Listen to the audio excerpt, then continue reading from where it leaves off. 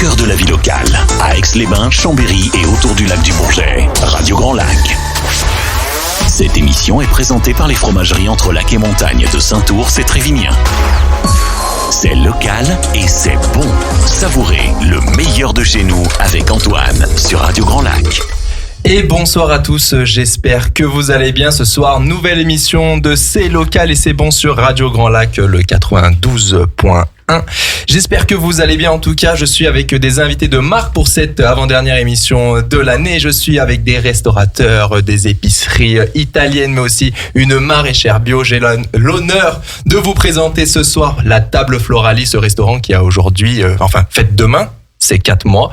Ça va être trop bien. Vous avez prévu un petit anniversaire ou pas ? Même pas. Pas encore, on n'y a pas pensé. Ok, une petite bougie sur un petit 4x, un truc dans le genre comme ça pourrait être drôle. On est avec Fabien de la Casa del Gusto, l'épicerie italienne, mais aussi fromagerie, charcuterie et aussi épicerie italienne. Et aussi on retrouve des pâtes, ça va être trop bien aussi de parler de ça. Comment tu vas, Fabien ? Oui, bonsoir, ça va bien. Donc en effet, on a une grande offre de services, donc on sera content de vous présenter tout ce qu'on vous propose en boutique. Ok, et après je suis avec Maëlys du potager de Sainte-Ine, donc maraîchère bio comme je le disais. Comment tu vas, Maëlys ? Ça va très bien, merci. Je suis trop content de tous vous avoir, c'est trop bien d'avoir 3 invités. Généralement il n'y en a que 2, là hop, j'en ai 3, mais même pas, j'ai pas 3 invités, pardon, j'ai 4 invités. 3 lieux, mais 4 invités. Donc on va commencer par vous, la Table Florali. Je suis donc avec Florian et Alicia, comment allez-vous ? Impeccable. Très bien, merci. Dernier jour de la semaine pour nous. Alors c'est bizarre parce que vous l'avez commencé, ouais, on l'a l'a fini. Pourquoi ? Parce qu'on est fermé mardi, mercredi. Ok. Et donc du coup on bosse ce soir et après en repos. Ok, comment ça s'annonce ce soir ? Il y a de la résa ou... Ouais, on est presque complet. Ok. C'est des grosses journées pour nous le dimanche et le lundi parce qu'il y a très peu de restaurants ouverts. Souvent les restaurants sont fermés le dimanche et le lundi. Donc nous on s'est dit on va ouvrir à l'inverse, on va ouvrir le dimanche et le lundi, fermé mardi, mercredi. On est bien content, on a notre clientèle en fait le week-end, donc c'est cool. Ok, et donc une capacité, vous m'avez dit de 25 couverts. 25 couverts, donc tout le temps complet à peu près. Combien de temps faut réserver à peu près pour avoir une table à... Ça dépend le midi ou le soir. En fait, 25 couverts, ça super vite à remplir. Donc le midi, ça, jeudi, vendredi, lundi, on est tout le temps complet. On fait une petite offre à 30 €, un menu entrée plat dessert avec une cuisine toute simple, mais des bons produits de saison. Donc c'est vrai que cette offre marche très bien. Et puis après, le soir et les week-ends, c'est un peu différent parce qu'on fait une carte à l'aveugle. C'est-à-dire une carte à l'aveugle ? En fait, tu viens manger et tu sais pas ce que tu vas manger. Et comment vous faites pour tout ce qui est intolérance, les allergies ? Enfin, vous les demandez avant quand même ou pas ? Parce que si j'arrive et que je suis allergique à la cacahuète, comment on fait ? Toujours, faut pas s'inquiéter. En fait, quand on s'installe au restaurant, on amène la carte. Et en fait, donc on leur explique quel est le concept. Et là, on leur dit au moment de revenir, voilà, vous avez le choix entre 3, 4 ou 6 plats. D'accord. Est-ce qu'il y a des choses que vous n'aimez pas du tout manger ? Est-ce qu'il y a des intolérances, des allergies ? Et puis après, nous, on fait notre petite popote derrière, on s'amuse. Ok, d'accord. Donc vraiment, on le sait quand même quand on arrive à table qu'on va avoir ça.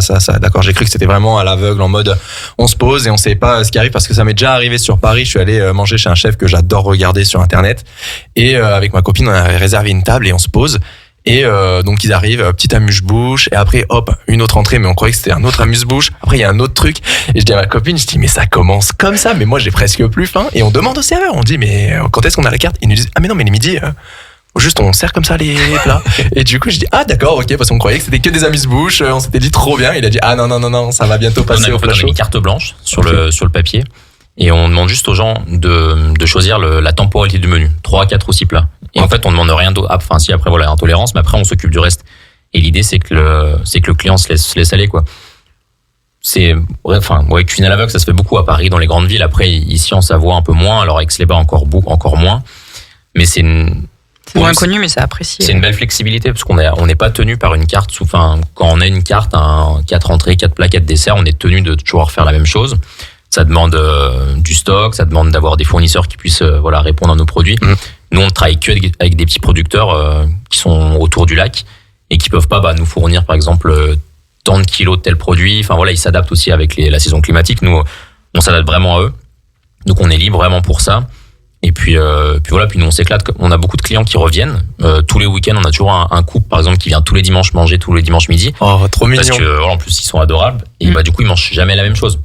Et donc voilà, comme ça, notre clientèle habituelle, nos habitués, ils peuvent manger à chaque fois un plat différent. Donc c'est vraiment pour ça que c'est cool, quoi. C'est trop cool de se dire qu'en 4 mois, on a déjà des petits habitués qui viennent, surtout eux qui viennent tous les dimanches, vous avez dit. Et puis surtout, rue Cabias. Alors nous, quand on a découvert le local, on s'est trompé de rue la première fois. Parce que c'est une rue qui est vraiment, vraiment discrète.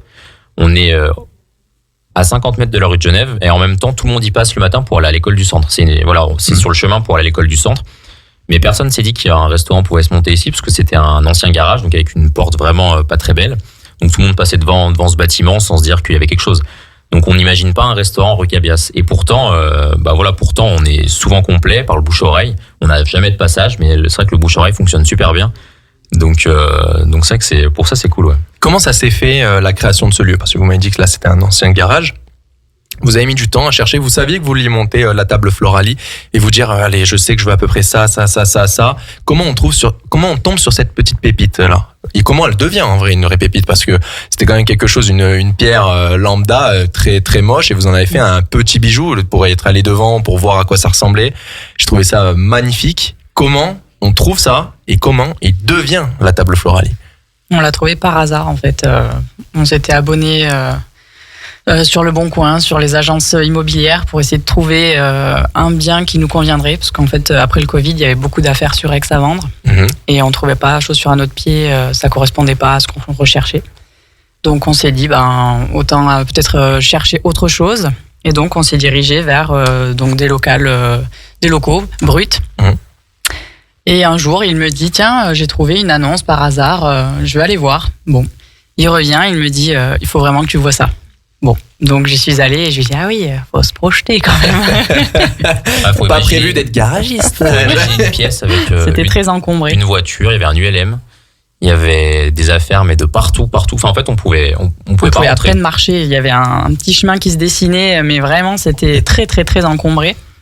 Mais on s'est dit qu'il y avait du potentiel, donc on avait déjà rencontré en fait le cabinet d'architectes avec qui on voulait travailler puisqu'on avait déjà ce projet en tête depuis plusieurs mois. Et en fait, on les a appelés, puis on leur a dit est-ce que c'est possible de faire un restaurant ici? Ouais. Et ils sont revenus vers nous quelques semaines après, le temps de faire l'étude, et ils nous ont dit bah oui, c'est possible. Donc on s'est lancé. Okay. Et puis on a proposé notre projet au propriétaire des lieux, qui nous a suivis, et puis ça a commencé comme ça. C'est assez cocasse en fait. Combien de temps de travaux? 4 mois en tout. 4 mois. 4 mois de travaux, mais 2 ans de projet. Ouais. Et puis il y a eu beaucoup d'anticipation avant avec les architectes, les artisans pour essayer de tout bien caler. Ouais, parce que 4 mois c'est court quand même. En vrai, c'est super rapide. Bon, vous m'avez dit qu'il y avait eu quelques galères tout à l'heure en off. Je sais pas si on peut revenir un peu dessus. Mais en fait, il fallait qu'on annonce une date. Donc on s'est dit à la base on voulait ouvrir en octobre 2023. Ouais. Puis on a vite vu que c'était impossible. Pas faisable. Donc après on a dit on ouvrira en février. Et puis nos amis, notre entourage savaient qu'on allait ouvrir un jour, donc il fallait qu'on donne une date. Puis un jour, on dit aux archis, on ouvrira la Saint-Valentin. D'accord. Vous êtes sûr? Ça fait un peu pressé parce que les travaux finissent le lundi. Vous voulez ouvrir le mercredi. Astérix Mission Cléopâtre. Vous avez 3 mois. 3 mois. C'était ça nous en fait. Disons que ce projet était, on a mis à peu près 2 ans pour le monter parce comme Alessia disait, on avait failli faire un autre projet dans un autre lieu, ça s'est pas fait. Donc qui devait s'appeler la table Floralie aussi. Ça on avait gardé, ouais. Non, c'était la Villa Floralie parce qu'on voulait faire une maison d'hôtes. Et puis ça n'a pas pu se faire. D'accord. On avait ce projet. Restaurant, table d'hôtes, maison d'hôtes. On voulait créer quelque chose où les gens viennent chez nous. En fait, on a gardé un peu ce projet, mais du coup, les gens viennent chez nous au restaurant maintenant. Et puis, le projet a pris un peu de retard. Après les travaux, les archis nous ont dit, il y aura 4 mois de travaux. En 4 mois, c'est plié. Parfait, on cale une date. Et on a calé la date de la Saint-Valentin. On trouvait ça sympa de démarrer sur un événement, sur un jour en particulier. Comme ça, nous, on pouvait faire un menu un peu accord mais vin. En plus, vu que les gens viennent vraiment chez nous comme à la maison, on se disait soirée Saint-Valentin, ça peut être pas mal au restaurant. On a la magnifique idée de refaire faire notre terrasse qui est faite le matin de l'ouverture. Et en fait, il y a l'ouverture prévue initialement. Voilà. Elle est où la terrasse? En fait, elle est juste devant. En fait, avant, comme c'était un garage, il y avait le trottoir, comment on explique ça, En fait, c'était une sortie qui de était fait en garage. sorte Et en fait, que les voitures puissent passer, quoi. Ok. on dit Donc, terrasse, il était mais il abaissé. n'y a pas de chaise et de table pour l'instant. En fait, Ok, c'est ce que je me on a disais. refait notre On a devanture fait faire une enrobée devant, en fait. pour que ça soit agréable. Je comprends mieux. Et puis finalement, il y a eu des petits pépins dans les travaux et on a eu une énorme panne d'eau. Et on n'a pas eu d'eau jusqu'à, du coup, on a dû décaler l'ouverture au samedi. Ok. Et Voilà. c'était plein, les réservations pour le Et on 14. était plein depuis 6 mois en fait. Comment on rend un restaurant plein sans connaître le plat, enfin sans avoir de background? Est-ce que c'est les amis, la famille ou vraiment la communication a fait que les gens se sont dit ça, c'est un futur bon et grand restaurant, il faut réserver avant tout le monde, nanani, nanana. Comment ça s'est fait? En fait, on savait quel local on avait, on savait quand est-ce qu'on voulait à peu près ouvrir, donc on s'est fait un petit calendrier, puis on s'est dit voilà, ça serait bien de commencer 2 mois avant. Et chaque semaine, tous les vendredis, on publiait quelque chose qui parlait soit de nous, soit du local, Trop soit de bien. ce qu'on voulait faire, Un vrai etc. teasing Un vrai teasing. pour monter la sauce comme C'est ça. Il y avait des photos de plats aussi à l'époque? Non, pas encore. Rien du tout. Ok, ah oui, donc, ouais. En fait, on essaie de D'en dire rien pas dire trop et en et même temps de juste ce qu'il de fallait. petites choses parce que on donnait le projet en fait, un restaurant comme à la maison, autour du vin et avec une cuisine ouverte. C'est ce qu'on a vendu en fait. On s'est présenté nous, un petit peu le Ouais. lieu. Et puis en fait, à chaque fois que ça avançait un petit peu, qu'on se disait là on peut y aller, on annonçait quoi. Donc Les premiers appels, les premières réservations, c'était quoi c'était en fait, l'excitation? ça a c'était- ouvert fin janvier, je crois, on la a attendu plateforme de vraiment le dernier réservation. moment pour ouvrir. Ouais. Et le euh, premier client, le premier qui a appelé, vous vous en souvenez ou pas? Oui, C'était des impôts. c'était sur internet parce qu'on n'avait pas encore Non. on n'avait pas encore le téléphone, donc Non. c'était sur internet, mais c'était des amis, ouais. Ouais. Ok. Ouais, c'est vrai que l'ouverture c'était des amis. Et le premier soir. premier inconnu, ouais, bonjour. Le soir. Le soir en fait, Le soir de le soir de l'ouverture, l'ouverture, on avait 24 couverts, on avait 22 amis et une table de gens qu'on connaissait pas et qui depuis reviennent presque tous les mois. C'est vrai. Ouais, on les a revus souvent. Ouais. Ça, c'est cool. Et en plus, c'est des exois, c'est locaux. Et même là, en fait, c'est marrant parce que même là, les réservations qu'on a, les gens, en fait, ils viennent sans savoir ce que c'est. Ils ont vu sur les réseaux, mais c'est vrai qu'on essaie de pas dire grand chose pour qu'il y ait une vraie découverte. Alors, des fois, c'est marrant. Des fois, les gens qui sont un peu plus anciens, ou un peu Ils moins aiment moins ouverts les à cette, surprises, certains. voilà, cette surprise, ils aiment bien être rassurés. Donc ça, ils arrivent, on les voit, ils tournent les pages, à peu près, ils arrivent à la fin de la page, il n'y a toujours pas de menu.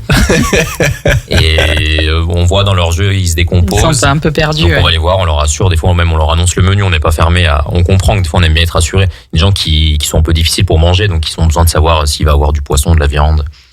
Puis ça demande un Donc, sacré lâcher prise. Il y en a qui se prennent au jeu et puis d'autres qui aiment pas du tout en fait ne pas savoir ce qu'ils vont manger. Donc dans ces cas-là, il y a pas de problème. On annonce un petit peu quand même. Je trouve ça trop bien, Mais ce qui est marrant, cette expérience. Moi j'ai travaillé à Paris et à Paris tout le monde fait ça. Enfin, je veux dire, le carte à l'aveugle, carte blanche, c'est quelque chose de lambda dans les grandes villes. Tous les restaurants gastro, tous les restaurants, voilà, les restaurants un peu modernes, c'est comme ça. À Lyon, pareil. Alors c'est vrai qu'en Savoie, on est peut-être un peu à l'ancienne, on aime bien la cuisine traditionnelle. Ça existe pourtant. Mais voilà, c'est vrai que, pour nous, c'était pas non plus c'était pas une Oui, nous, révolution. on pensait pas que ce serait une difficulté. Mais Alors ça l'est pas, mais pour certains, ça bloque pas. Mais voilà, c'est un peu surprenant au début, et puis après ils se prennent au jeu puisqu'ils ont goûté et puis ils apprécient, donc ils ont hâte d'avoir le plat suivant, et puis à la fin ils ont le sourire jusqu'aux oreilles, donc on se dit c'est bon, on a Et réussi. je reviendrai. Exactement, ouais. Et donc, 2 ans de projet à la base, vous avez dit que vous alliez faire une petite table d'hôte, puis après ça s'est transformé, enfin maison d'hôte, et après maintenant ça s'est transformé en restaurant. Il y a eu un travail de sourcing, vous me parlez de produits locaux plutôt. On a gardé nos fournisseurs, en fait. Moi, j'étais chef au restaurant L'Estrade avec Aix-les-Bains. Ok. Et puis on est d'ici, donc on connaissait pas mal de monde. Et en fait, tous nos fournisseurs sont plus ou moins nos amis. Enfin, sont presque tous nos amis d'ailleurs. Donc on a gardé cette équipe-là. Donc on a ouvert avec que des gens qu'on connaissait. Ouais. Et Il n'y a pas eu besoin de faire un gros travail de sourcing, comme j'ai pu voir dans la radio, disons où des qu'on- fois les gens venaient, il y avait un gros travail là-dessus. on l'a surtout fait sur Le plus les gros, c'est boissons. le vin, ouais. Parce qu'en fait, on a On a fait goûté une cuisine beaucoup de vin. locale. On a goûté beaucoup de vin. On a goûté beaucoup de vin, on a fait beaucoup de soirées, de dégustations. On a beaucoup recraché. Et non, en fait, on fait une cuisine locale et on se dit, c'est logique d'accorder les mets avec aussi on travaille des produits locaux, pourquoi pas travailler des boissons locales. Et ça, c'est pareil, pour nous, c'est logique, mais il y a très peu de restaurants qui font une carte des boissons 100% locales. On a que des vins de Savoie. Alors, on n'a pas que des vins de Savoie, mais on a que des produits de l'arc alpin. L'arc alpin, c'est quoi? C'est l'arc en fait autour du Mont Blanc. Donc ça monte, ça part de l'Autriche et ça va jusqu'à Nice. Donc ça fait quand même une très grande zone géographique. Oui. Nous on s'est dit, tous nos produits vont être autour de cet arc. Donc que ce soit les boissons sans alcool, les boissons, les apéritifs, les digestifs, les spiritueux, les vins. Tout est dans un rayon de 100 à 200 km. Donc en fait, pays de Savoie principalement, Italie et Suisse. Et ça, c'est notre carte des boissons. Et ça, c'était le plus gros sourcing parce que trouver une boisson sans alcool gazeuse qui vient de Savoie, il y en a pas beaucoup. Trouver à première vue, un tonic qui vient de Savoie, c'est pareil, c'est très dur. Des jus de fruits qui viennent de Savoie, il n'y en a pas. Enfin voilà, je dirais adapté aux professionnels, il y a pas tant que ça. Donc ça, ça a été le gros travail. Ouais. Donc chez nous, vous avez de la vodka d'Annecy, du pastis d'Annecy, vous avez des boissons gazeuses whisky du Vercors. Je crois qu'il y avait un pastis d'Annecy ou peut-être de Lyon, je sais plus. Pastis d'Annecy qui a été primé. Oui. Pastis d'Annecy, Saint-Esprit. Voilà, lui, il fait de la vodka, il fait du pastis, il fait du génépi et tout est fait à Annecy. Il doit faire du gin aussi, non? Il fait du gin, ouais. Parce que j'avais fait un stage pour faire son propre pastis à Paris. Et il nous expliquait qu'à la base, le pastis, c'est juste du gin et que pastis, ça veut dire mélanger et c'est juste après les herbes qu'on met à l'intérieur. Et donc, mais la base, c'est un gin. Donc, c'est ça, avec, du coup, pour le pastis, beaucoup d'anisé, de fenouil. Et après, voilà, quand c'est un Ricard, la recette est différente. Mais voilà, c'est que des produits locaux. Et puis on voulait pouvoir rencontrer tous nos producteurs en fait, donc c'était important pour nous de faire du local. Ouais. Pour le coup, en plus, il y a plus de réactivité. Enfin, c'est vraiment tout bénef pour tout le monde. Donc c'était déjà, ça tombait sous le sens pour ça s'accorder avec les mets. Et puis voilà, du coup, ça permettait de connaître tout le monde. Et nous, c'est comme ça qu'on aborde le sujet en fait. Même quand on parle de vin et de boissons à nos clients, on parle de ceux qui le font en fait. Donc c'était important de pouvoir tous les connaître. Vous venez tous les deux du monde de la restauration? Oui. Oui, depuis plus ou moins longtemps. D'accord. Toi, tu as fait ta formation Moi, j'ai fait tout mon cursus scolaire, école hôtelière. Ok. Assez classique. Où l'école hôtelière? À Thonon-les-Bains. À Thonon-les-Bains. Ouais. C'est une grosse famille, en fait, Thonon-les-Bains. Et tous les anciens élèves qui ouvrent des restaurants font toujours appel aux élèves ou aux anciens élèves pour aller travailler. Donc, ça m'a amené à aller travailler à Paris, aux États-Unis. Je me suis toujours dit que je partirais de la Savoie. Et puis finalement, on est très bien dans notre région. Surtout pour nos métiers dans le tourisme. Voilà, il y a du monde autant l'été que l'hiver. Donc voilà, après je suis revenu en Savoie et j'ai pris un poste de chef sur Aix-les-Bains. Et puis après, ça m'a amené à rencontrer Alicia. Ok. Et Alicia, c'est quoi ton parcours? Tu m'as dit que tu avais ton petit accent toulousain. Donc tu viens forcément de Toulouse. C'est ça. J'ai un parcours plus atypique que le sien. Moi, j'ai fait des études de droit tout à fait classiques jusqu'au Master 2 à Toulouse. Ok. Pour devenir avocate? Pour devenir plutôt contrôleuse de gestion. Au début, je voulais être magistrate financière. D'accord. Donc, je travaillais en chambre régionale des comptes. Enfin, absolument rien à voir avec la restauration. Et puis, j'ai attaqué sur mon premier poste de contrôleuse de gestion à Grand Lac. Et puis, au bout de 2 ans, en fait, je me suis dit que j'avais envie de voir autre chose. J'avais besoin de voir autre chose. T'as fait combien de temps contrôleuse de gestion? 2 ans en tout. 2 ans. Voilà. Ok. Et donc j'avais toujours 2 écrans d'ordinateur. J'aimais beaucoup les chiffres, mais je me suis dit que c'était pas forcément un métier finalement qui me conviendrait sur le long terme. Puis j'aimais bien l'interaction sociale qui était du coup limitée. Donc je suis passée à autre chose et puis j'ai voulu être primeur. Voilà. Donc j'ai fait je suis partie sur tout à fait autre chose. J'ai fait un CAP primeur qui existait depuis 2 ans à cette époque-là. C'était l'année du Covid en 2020. Je me suis lancée donc sur un CAP primeur en apprentissage et puis j'étais donc chez monsieur et madame Botti à Chambéry. C'était tous les 2 meilleurs ouvriers de France primeur. L'année s'est super bien passée et puis à terme j'étais inspirée par ce que faisait madame Botti qui faisait beaucoup de transformation de fruits et légumes et je me suis dit que j'avais peut-être envie de faire du traiteur végétal. D'accord. Et ça m'a amené à faire une sorte de bac pro cuisine, pareil en alternance. Et donc j'ai atterri à l'Estrade où monsieur était chef exécutif. Donc ça a été mon maître d'apprentissage pendant 1 an. Ok. Et c'est pas souvent que le maître d'apprentissage est plus jeune que l'apprenti. Pas beaucoup. Oui, mais quand même. Donc hop, et après vous êtes dit pourquoi pas monter un jour un restaurant, hop, Lui, il avait le projet depuis bien 5 ans déjà. Et puis après, voilà, on a discuté tous les deux, puis on a mis en commun nos envies, et puis en avant, quoi. Ok, non mais trop cool. Franchement, une belle histoire. On revient sur la table Floralie, donc maintenant bientôt 4 mois d'existence. La carte, elle a pu changer. On est passé de l'hiver. On l'a changé 4 fois. Ouais. On l'a changé 4 fois déjà. On la change tous les mois. à peu près. Ouais. Toutes on essaye de se tenir, mais on les change au minimum, tous les mois. Mais là, pour l'instant, c'est plus toutes les 2 semaines Mois et demi. pour la carte du soir et des week-ends.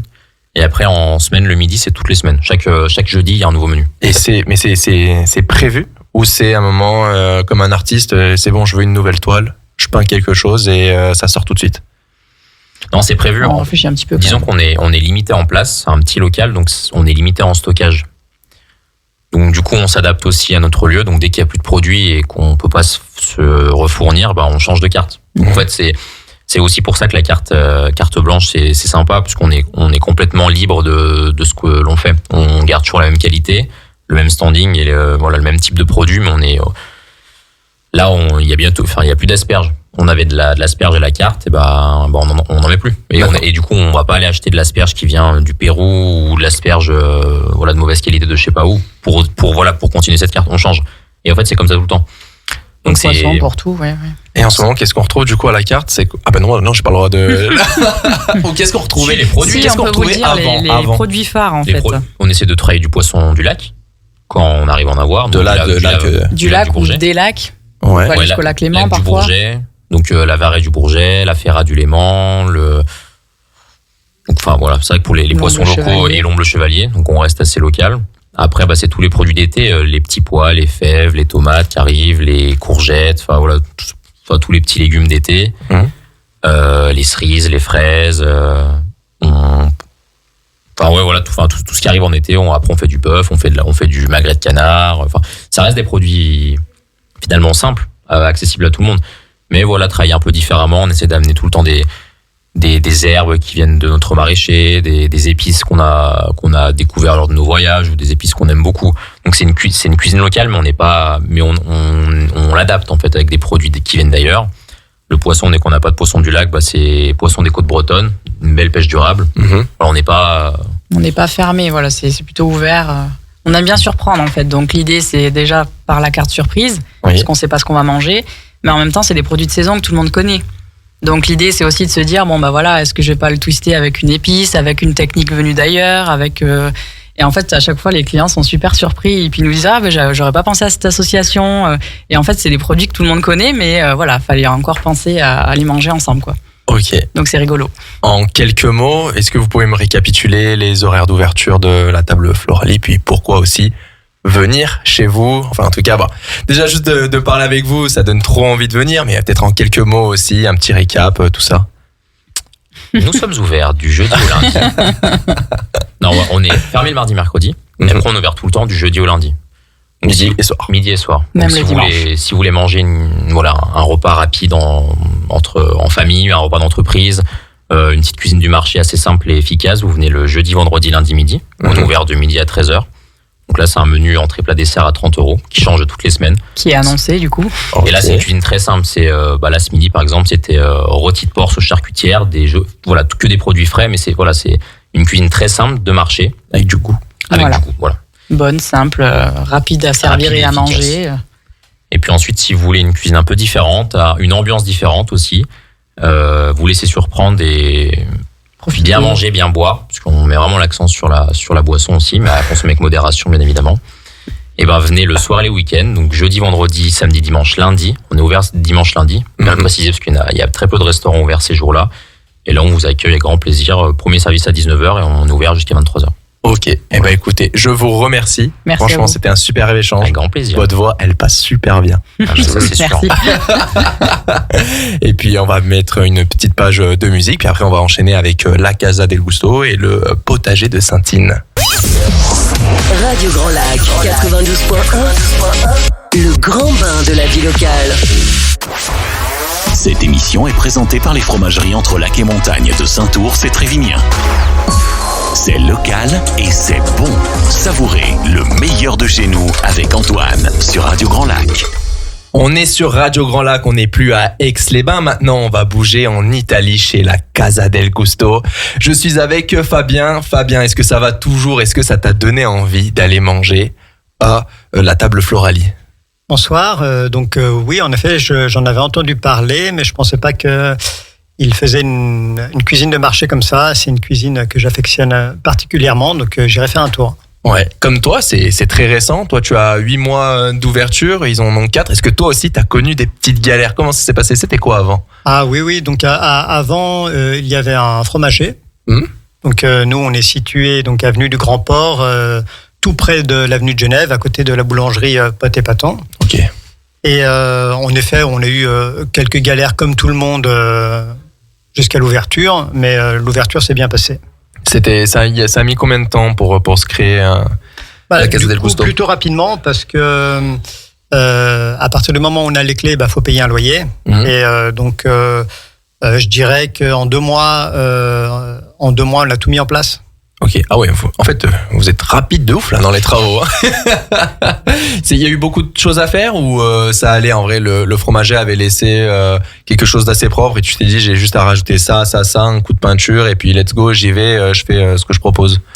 Disons que le propriétaire avait refait tout à neuf. Donc avant, il y avait un cordonnier qui est resté, si je dis pas de bêtises, au moins une 40aine d'années. Donc le bâtiment était vraiment, le local était vétuste, donc il a tout refait à neuf pendant 1 année. Et le fromager, en fin de compte, est resté ouvert 3 mois. Et après, il avait d'autres choses à gérer. Donc en fin de compte, le local était quand même plutôt sain. Donc là où il y a eu beaucoup de travail, c'est qu'il n'y avait pas de laboratoire. Et donc nous, on a mis en place tout un laboratoire pour confectionner les pâtes fraîches. Donc je suis parti aussi en Italie, à Rome, dans une usine, l'usine Pamaroma, fabricant de machines à pâtes. Et donc ils ont fabriqué une machine à pâtes sur mesure. Oh, juste pour ta boutique? Juste pour ma boutique, donc ils les fabriquent tout à la main. Donc elles sont 100% faites en Italie, sur une machine brevetée vraiment magnifique, avec des moteurs puissants qui nous permet de gérer des semoules de blé dur, non remacinate, non remoulu. Et du coup, ça nous permet d'avoir vraiment un très bon goût de pâtes fraîches authentiques italiennes. Ma machine à pâtes c'est un combiné en fin de compte, donc elle permet de faire des pâtes extrudées et des pâtes laminées. Les pâtes extrudées, ça sera plus pour les pâtes courtes, et les pâtes laminées, c'est les pâtes longues. Et après, donc il y a intégré la raviolatrice pour faire les raviolis. Ok. Voilà, les gens viennent particulièrement pour les raviolis à la Casa del Gusto.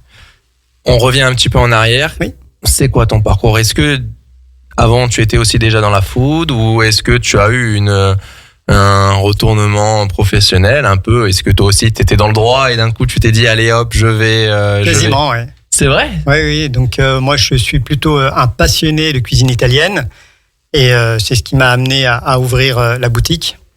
Donc moi j'étais dessinateur en bâtiment et économiste de la construction pendant 20 ans. D'accord. Donc complètement rien à voir. Dans le milieu de la maison individuelle, donc un métier que je maîtrisais parfaitement. C'est quoi la différence entre architecte et ton métier? Un architecte peut dessiner des maisons de plus de 150 mètres carrés. D'accord. Et donc donc moi je peux dessiner des maisons en dessous de 150 mètres carrés. Ok. Mais bon, aujourd'hui disons que les maisons font rarement plus de 150 mètres carrés avec les lois. Ok. Et donc, changement de vie, tu es parti faire une formation HACCP. Entre autres. Et après, tu t'es dit, est-ce que je m'entraîne à la maison ou est-ce que tu es allé te former en Italie ou en France? Enfin, parce que il y a quand même, dans le coin, on peut trouver quand même pas mal d'Italiens et avec un savoir-faire. Est-ce que tu as de la famille en Italie ou la maman, elle t'a dit, viens et je t'apprends? Enfin, ça a été quoi ta formation?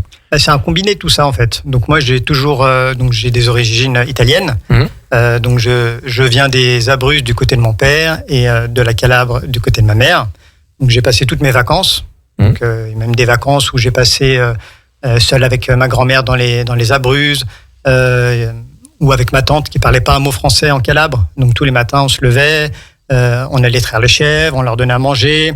Ils vivent en autonomie totale, donc ils ont leurs cochons, les chèvres, ils ont les poules, et en fin de compte, toute cette culture que j'ai depuis que je suis tout petit, en fin de compte, c'était un vrai savoir que je gardais pour moi. Donc, et après, mes parents, depuis que je suis tout petit, font la cuisine à la maison, toujours teinté italien. Donc, tous les dimanches, c'était pâtes fraîches, donc c'était vraiment, ça résonnait en moi. Mon père aussi avait ouvert un restaurant de pâtes fraîches, donc déjà longtemps. Donc ça s'appelait la Comédie des Pâtes. C'était où? C'était Place du Marché. Ok, sur Aix toujours. Sur Aix-les-Bains. Et donc, toutes ces petites choses combinées font que petit à petit, ça me passionnait de plus en plus. Et donc, j'ai aussi ma femme qui est d'origine sicilienne et qui est aussi passionnée de culture italienne. Et ça nous a poussé à ouvrir cette boutique. Et en fin de compte, on travaille en direct producteur. Donc, ça a été vraiment une volonté.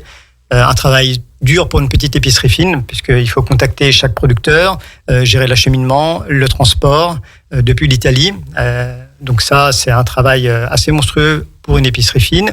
Et en plus de ça, on a toute la partie production à côté. Donc ça fait beaucoup de travail.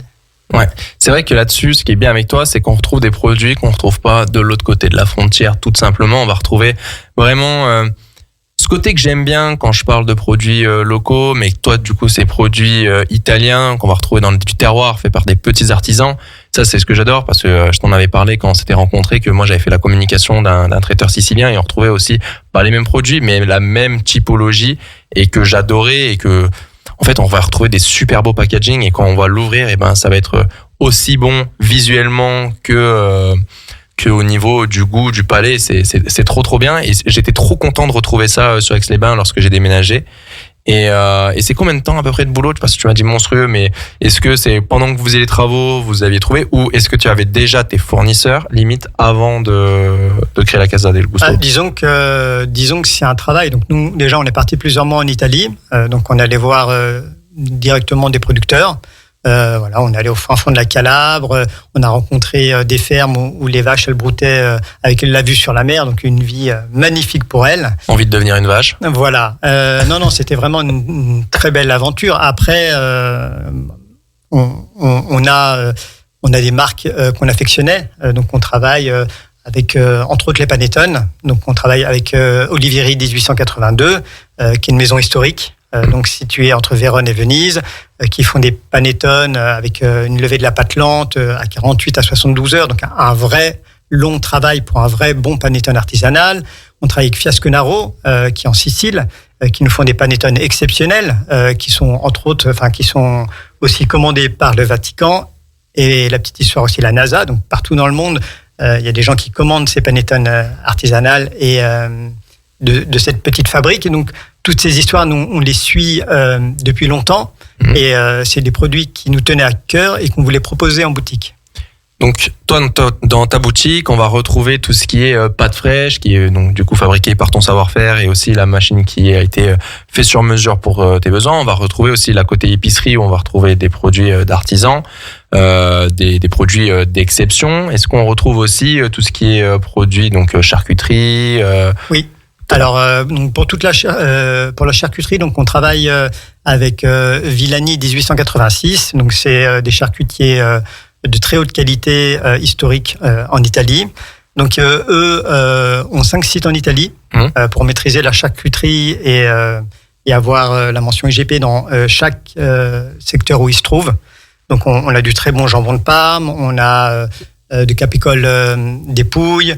On va avoir, on a même du culatello, donc des jambons qui sont durs à trouver. On a une mortadelle qui est exceptionnelle, toute faite avec des boyaux naturels. On a vraiment de la très belle charcuterie avec une gamme assez large. Niveau fromage? Niveau fromage, donc on va avoir des grands classiques. On va avoir le provolone, on va avoir le gorgonzola crémeux. Et après, on a voulu intégrer, toujours dans la même démarche direct producteur, on travaille avec Quattro Portoni, qui, eux, sont des producteurs de lait de bufflone, mais de fromage affiné cette fois-ci. Ok. Donc du coup, c'est un petit peu déroutant parce que c'est des goûts qu'on ne connaît pas. Mais une fois que vous l'avez goûté, c'est vraiment très surprenant. C'est des fromages qui sont très goûtus. Et beaucoup de ces fromages ont été primés partout dans le monde, dans des concours de fromagers, Atlanta, à Paris, partout. Et je suis le seul dans la région à proposer donc les fromages de ce producteur. Et pas de mozzarella? La mozzarella, donc on a la mozzarella di bufala, on a de la burrata, la stracciatella, donc tous ces produits qui viennent directement donc dans le sud de Naples et qui sont de saison et qui sont beaucoup demandés en ce moment. Ouais, c'est sûr, avec la saison estivale, ça arrive. J'ai vu sur tes réseaux que tu as lancé un nouveau produit. Oui. Tu en as lancé même 2. Tu as lancé le cannoli sicilien. Oui. Et tu as aussi lancé quelque chose qui se mange juste avant, les focaccia en sandwich. Tu peux nous en dire un petit peu plus? Oui. Alors, donc les cannolis, c'est des cannolis siciliens qui sont faits sur place. À l'intérieur, donc on va retrouver donc de la ricotta. C'est la farce à l'intérieur. Et de chaque côté, après, on a des éclats, donc des éclats de pistache de Sicile, de notre producteur. On a des éclats de noisettes, on a des pépites de chocolat bio. Donc c'est un dessert plutôt gourmand. Très récemment, donc on propose aussi un tiramisu. Donc on n'a pas voulu le proposer tout de suite parce qu'on voulait vraiment proposer un produit très qualitatif. Donc là, on a un tiramisu qui se tient bien, qui est plutôt compact et à la fois aérien quand vous le mangez. Donc c'est un très bon tiramisu plutôt traditionnel. On fait toujours donc la panna cotta. Et donc le midi, on propose du mardi au vendredi la focaccia.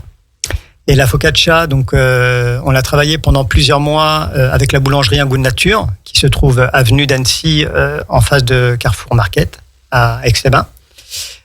Donc lui, il est d'origine calabraise aussi. Donc on s'est tout de suite bien entendu. Donc lui, il travaille avec des farines bio italiennes, tout au levain naturel. Au levain. Voilà. Elle est au levain aussi, ta Elle est focaccia? au levain naturel, donc elle est très difficile à travailler. Et donc tous les matins, donc je vais chercher la focaccia. Et après à l'intérieur, donc on a 9 sandwichs que l'on propose, toujours avec les produits de la boutique. Donc toujours des produits de haute qualité. Donc c'est des sandwichs plutôt gourmets. Donc on va avoir un grand classique, on va avoir le sicilien, on va avoir de la stracciatella, c'est l'intérieur de la burrata, avec des éclats de pistache de Sicile, avec la mortadelle, avec un pesto de pistache sicilien. Donc c'est des produits plutôt gourmands et qu'on retrouve assez fréquemment en Italie. Le but, c'était vraiment avoir un goût authentique de ce qu'on mange habituellement en Italie. Ok, trop bien. Tu peux nous rappeler un petit peu quand même aussi qu'on a fait avec les autres, où est-ce qu'on te retrouve, les horaires d'ouverture, et pourquoi venir à la Casa del Gusto? Alors juste une petite parenthèse sur les raviolis, parce que j'ai pas eu le temps d'en parler. Pardon, excuse-moi. Non, il n'y a pas de souci. Donc les raviolis, c'est des raviolis frais, non pasteurisés. Ils sont faits sur place, tous les matins. Donc on en a pas mal. On a chèvre miel. On a donc tous les mardis, on va avoir chèvre miel, directement le miel à l'intérieur. En fait, on travaille sur une bûche de chèvre et sur du miel de Savoie. Donc on travaille avec Philippe Bonnet, qui est apiculteur à Grésy-sur-Aix. Donc c'est des produits très goûtus. Sur tout ce qui est légumes, on travaille avec Favrin. Donc tout ce qui est épinards. Donc chaque semaine, je vais au marché et donc je prends les produits frais. Donc tous les raviolis sont travaillés avec des produits frais. Et surtout de première qualité. Donc le parmesan qu'on retrouve à l'intérieur de ces raviolis, c'est du parmesan de 18-20 mois d'affinage, donc le même que je vends en boutique. Le but, parce que en fin de compte, quand je voyageais en Italie, je me demandais comment on pouvait avoir une cuisine aussi goûtue, avec des ingrédients si simples. Et en fin de compte, ça vient de la qualité des produits. C'est vraiment, il n'y a pas besoin de réinventer. Si on travaille avec des produits de haute qualité, on aura un bon produit. C'est vrai. Moi, je reviens d'Italie. Là, c'était pendant le week-end du pont de mai. Et franchement, mais on le prenait. J'ai pris, je pense, 3-4 kilos. Je faisais que manger. J'ai même abusé jusqu'à la fin, au dernier dessert, quand tous mes copains commandaient des desserts. J'ai dit non, moi, je veux pas de dessert. Je veux un nouveau plat de pâtes. C'est le problème de l'Italie. Ouais, c'était un truc tout simple. C'était des pâtes à la sauce tomate. Allez, remets-en moins un petit parce que c'était trop bon. On a mangé dans des agrotissimo. C'est vrai que c'est des choses simples qui sont trop bonnes. Et donc, ce qu'on retrouve aussi dans tes produits raviolis, il y a aussi, on retrouve des lasagnes, on retrouve donc milieu de semaine, on a toujours des plats cuisinés. Donc, je travaille la lasagne. Donc, vu que je suis fabricant de pâtes fraîches, je fais ma pâte à lasagne. Je hache moi-même le bœuf, je râpe moi-même mon parmesan. Donc, le but, c'est toujours de partir de la matière brute et de faire un vrai plat authentique italien. Donc, on a des lasagnes au saumon, on a même aux légumes, on a les lasagnes à la norma, donc avec des aubergines grillées. Et donc, on a un plat par semaine. Et les gens sont plutôt au rendez-vous sur les plats cuisinés. Oui, ça c'est clair. C'est clair. Et donc, tes jours d'ouverture? Donc oui, les jours d'ouverture. Donc, je suis ouvert du mardi au samedi. Oui. Donc là, sur la période printemps-été, on a décalé l'horaire pour faire les focaccia le matin. Donc, c'est de 10h à 13h et de 16h à 19h. Ok. Ok. Voilà. Et après, les gens, le reste du temps, ils peuvent aussi commander tout ce qui est plateau, charcuterie, fromage. Donc, on fait aussi des très belles compositions. Ouais, vous faites pour les événements un peu traiteur, tout ce qui est peut-être fête blanche, Là, anniversaire. on a fait un baptême il n'y a pas longtemps. Et sinon, si vous faites des apéros dînatoires, 6, 8, 10 personnes, on a ce qu'il faut. On fait des très belles compositions, charcuterie, fromage, charcuterie antipasti. Donc, on retrouve tout ça sur vos réseaux sociaux, que ce soit Facebook, donc, Insta. Les réseaux sociaux, donc ils sont gérés par mon épouse, qui elle est dans la communication digitale. D'accord. Elle a son studio qui est Limoncom. Ok. Et donc elle gère donc plein d'autres marques et dont toute la boutique. Ok. Trop bien. Ça, c'est déjà un gros point. Ah oui, ça c'est tout ce que j'ai pas à faire. Je lui envoie le contenu et elle gère le reste. Trop bien. En tout cas, je te remercie beaucoup, Fabien. Ouais. Merci à vous de m'avoir accueilli. Merci à toi en tout cas d'avoir fait une si belle explication. Merci à toi pour la Casa del Gusto qui est un très bel établissement d'Aix-les-Bains. Puis on passera avec grand plaisir. On vous recevra avec plaisir. Merci beaucoup. Ciao. Au revoir. Plongez dans le grand bain de la vie locale avec Radio Grand Lac sur 92.1. Cette émission est présentée par les fromageries Entre Lac et Montagne de Saint-Ours et Trévignien. C'est local et c'est bon. Savourez le meilleur de chez nous avec Antoine sur Radio Grand Lac. Et je vous ai gardé le meilleur pour la fin. Je suis avec Maëlys du potager de Saint-Ine. C'est ça. Comment ça s'est passé ce début d'émission? Ça va? Est-ce que ça t'a donné l'eau à la bouche de manger un peu italien, mais aussi français terroir? Est-ce que ça t'a donné faim? Ah oui, surtout 19h là. non, de beaux endroits à aller découvrir, je pense. Ok, écoute, on va parler de toi. Tu es la première maraîchère que j'invite dans l'émission. Donc c'est trop cool d'en apprendre un petit peu plus sur ton métier. Tu viens de me dire là en off que tu avais une ferme et donc j'aimerais en savoir un petit peu plus. Est-ce que maraîchère, c'est 100% fruits et légumes ou 100% fruits ou 100% légumes? Ou est-ce que quand on dit ferme, est-ce qu'on va parler aussi d'animaux? Est-ce qu'il va y avoir des poules? J'ai plein de questions qui me viennent en tête et j'ai trop envie de savoir. Mais d'abord, présente-toi un petit peu, Maëlys, qui tu es. Ok, donc Maëlys, je suis donc maraîchère comme tu l'as dit. Donc nous, ça fait 5 ans qu'on est installé sur Brison-Saint-Innocent. Et donc qu'on a notre ferme, comme tu le dis. Alors pas d'animaux, enfin on a quelques poules. Mais c'est pour vous. Mais c'est pour nous. Et puis là on va en reprendre l'année prochaine plus pour vendre un peu des œufs. Mais sinon donc essentiellement des légumes. D'accord. Des petits fruits, donc fraises, framboises, groseilles, cassis là en ce moment. Et après j'ai été toute seule installée au début. Mon conjoint m'a rejoint il y a 2 ans sur l'exploitation. Et donc lui, il a monté un atelier de paysans brasseurs en parallèle. Donc ça Qu'est-ce que c'est? Ça veut dire que au-delà du brassage de la bière, on fabrique notre céréale. On produit l'orge sur nos terrains. Ouais. Et il va faire tout le process de A à Z, donc production, moisson, et après il va malter l'orge à la ferme, et puis le brasser, embouteiller, étiqueter, tout ça. Et comment elle s'appelle sa bière? C'est la clandestine. Et pourquoi il est pas avec nous autour de la table? Et oui, beaucoup de boulot à la ferme, donc il fallait qu'il y en ait un des deux qui. Mais trop bien, faut qu'on le rencontre, faut qu'il vienne pour parler de son métier. Mais c'est trop bien, c'est mieux qu'une micro. Enfin, c'est une microbrasserie, mais encore mieux, je trouve, le fait de tout faire de A à Z. 100% local. Là, du coup, c'est de la bière vraiment. Comme on pourrait pour un vin, il y a vraiment le côté aussi terroir sur la céréale qui ressort. Comme avec du raisin sur un sol, il va pas avoir le même goût sur un autre. Et avec la bière, c'est pareil. Donc, on a ce petit truc en plus, je dirais. Comme tu teases, trop bien. Le jour où je vais l'inviter, on va surtout parler de toi et ton exploitation. Ça fait 5 ans. Est-ce que avant tu étais maraîchère? Est-ce que comme tu as fait comme Alicia a fait, est-ce que tu as fait un CAP maraîcher? Comment on devient maraîchère? C'est quoi ton parcours? Il y a plein de parcours pour être maraîcher. Moi, j'ai fait pas mal d'études avant d'être maraîchère. Je savais pas trop vers quoi me destiner, donc j'ai fait des études je voulais être dans l'environnement, mais je savais pas trop. Je me suis après retrouvée dans une école d'ingénieur agronome, un peu par hasard. Et puis c'est là où j'ai découvert, et j'ai découvert l'agriculture en école d'ingénieur, et je me suis dit mais c'est un monde incroyable et ça a été une révélation. Donc c'était très théorique. Je me sentais vraiment éloignée de cet univers-là, mais j'en avais vraiment envie de le découvrir. Et au fil de mes expériences professionnelles, je suis restée dans le milieu agricole, en chambre d'agriculture, dans divers organismes agricoles.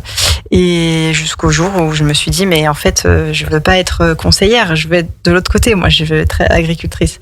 Et du coup, ça fait bien 7-8 ans qu'on a démarré le process de recherche de terrain pour s'installer, tout ça. Donc, ça a été très long parce qu'on est un secteur avec une grosse pression foncière, donc on a mis bien 3 ans à trouver du terrain.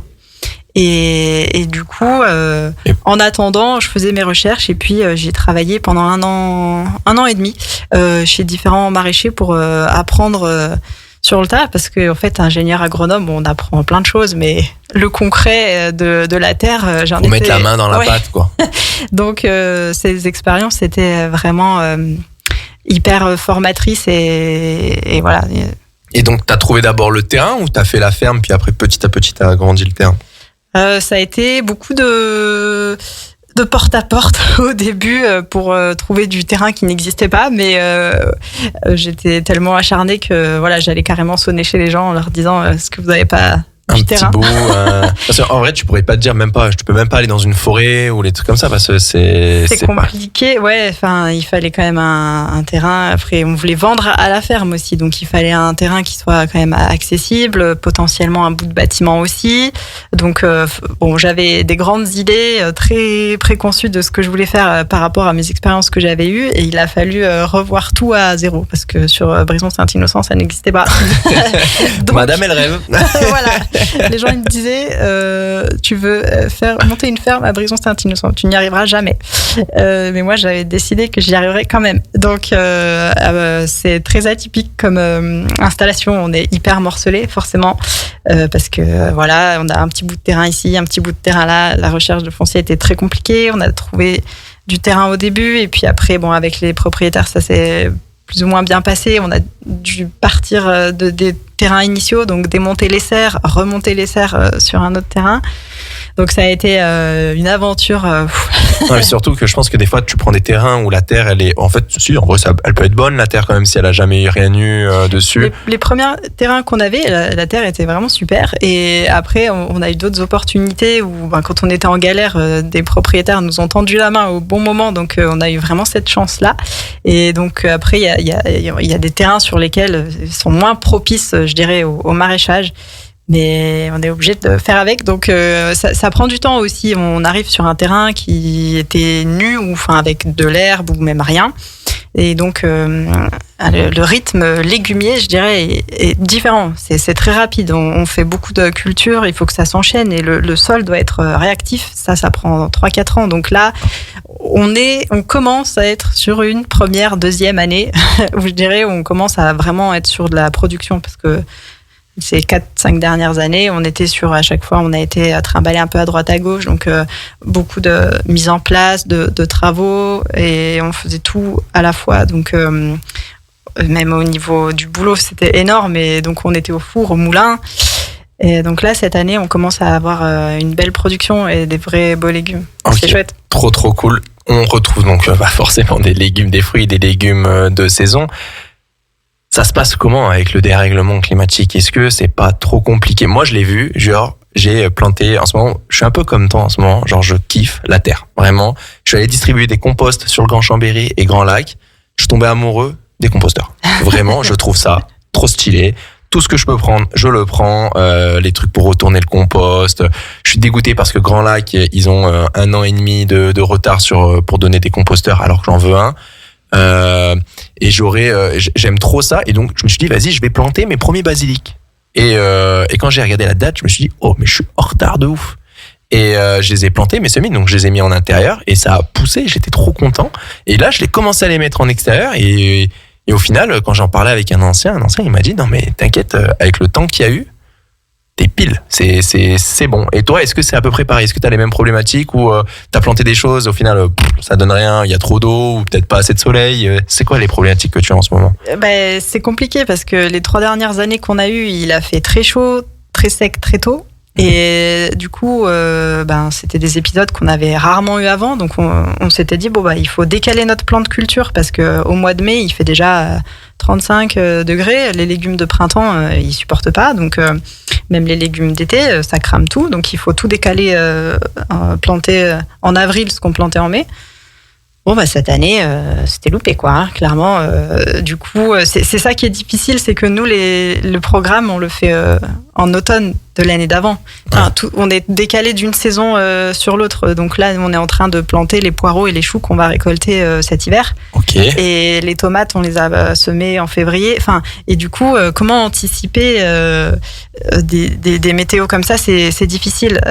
Du coup, il faut être réactif et il faut être adaptable. Et ça demande beaucoup plus d'énergie parce que on prévoit sur une année, ça va forcément pas être ce qu'on avait prévu. Donc soit ça passe, soit ça casse. Ouais, c'est soit une belle surprise, soit une mauvaise surprise. Et si ça casse, faut refaire tout.